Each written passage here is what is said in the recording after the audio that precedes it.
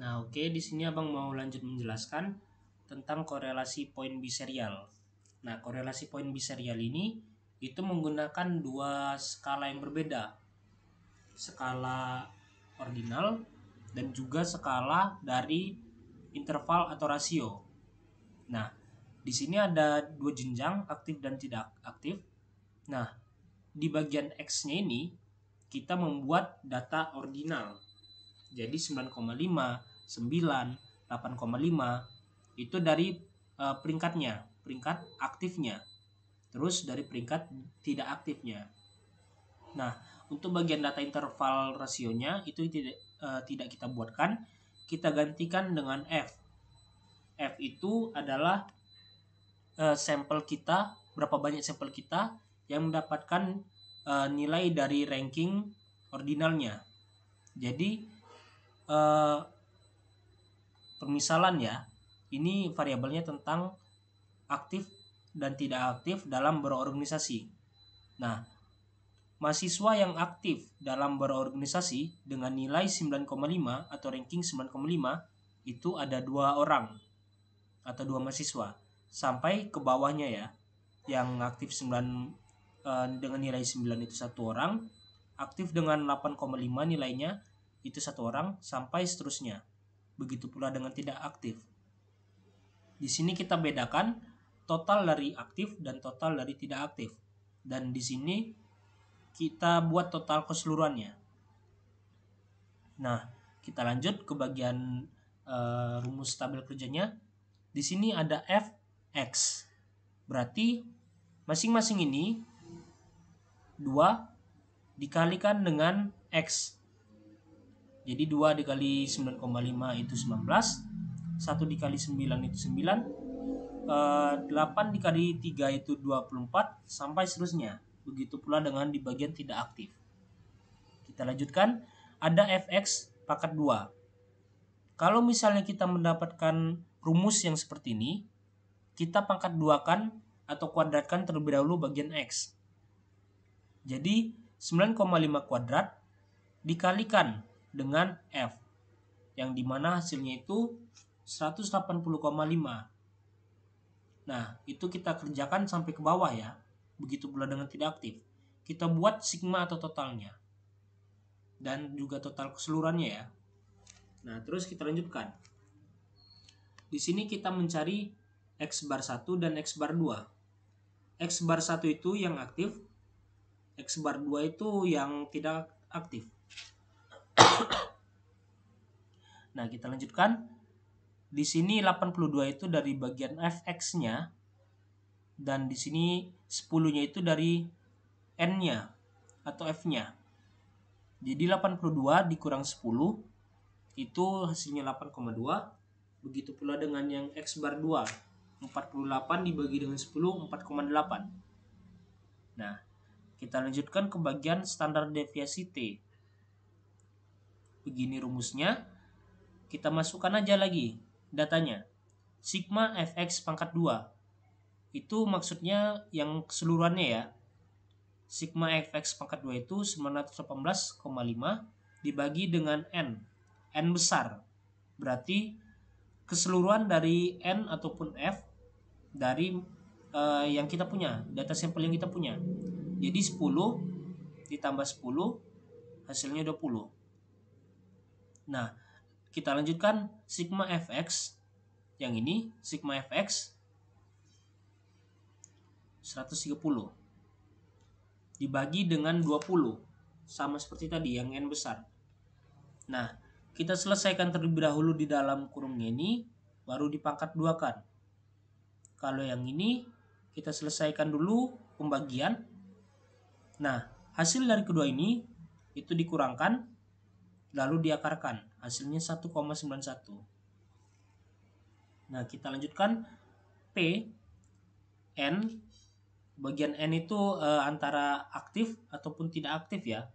Jadi di dalam korelasi poin biserial ini antara aktif dan tidak aktif itu harus sama. Sama bagian sampelnya ya, ataupun N-nya atau bagian frekuensinya. Jadi 10 dibagi dengan N besar 20. Hasilnya 0,5. Lalu bagian Q. Q itu 1 kurang P. Berarti 1 dikurang 0,5 hasilnya 0,5. Nah, di sini kita lihat di bagian tabel ordinat. O itu sama dengan Q berarti 0,5. Kita bandingkan dengan tabel ordinatnya.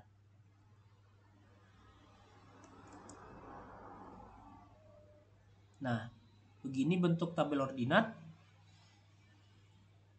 Nah, terus kita bandingkan. Tadi kan 0,5. Berarti kita cek di bagian P itu yang 0,5. Nah, ini 0,5. Jadi kita lihatnya ordinatnya.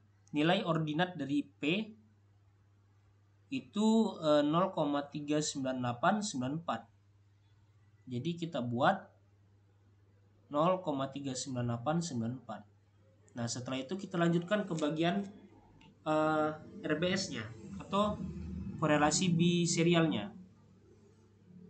Rumusnya itu X bar 1 8,2 dikurang X bar 2 4,8 dibagi dengan SDT tadi, standar deviasi tadi 1,91. PQ itu 0,5 dikali 0,5 dibagi dengan tabel ordinat yang tadi 0,39894. Nah, di sini atasnya kita selesaikan terlebih dahulu. Ini juga kita selesaikan terlebih dahulu atasnya. Baru masing-masing ini dibagi. Nah, setelah dibagi itu kita kurangkan. Maaf ya, ada kesalahan di sini.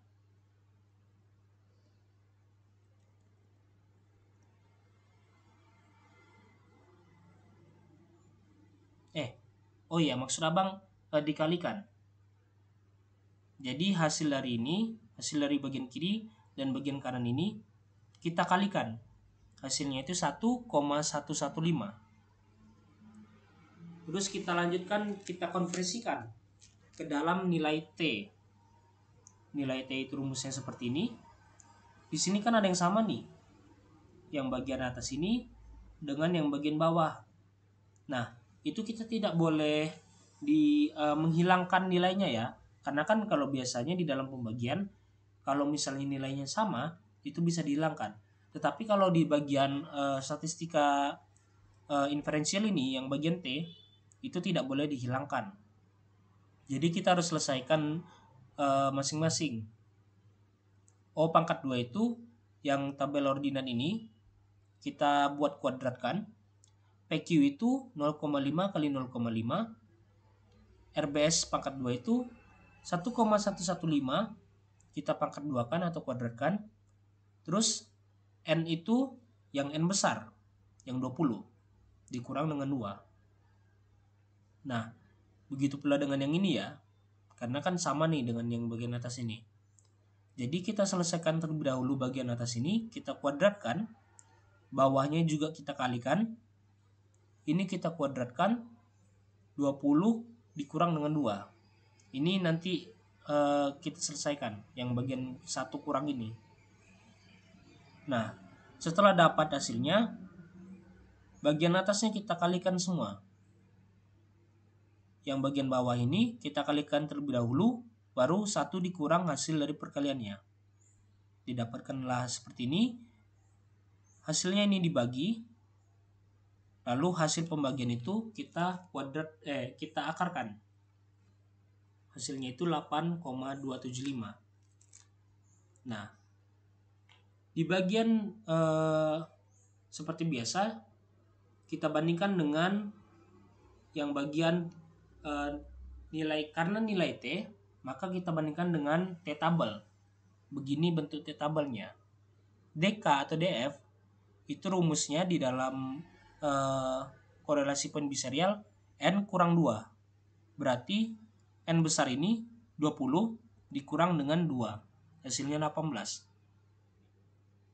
Nah, kita memakai yang 18 untuk bagian two-tail test 0,05 dan 0,01. Berarti kita memakai 2,101 untuk 5% dan 2,878 untuk 1%.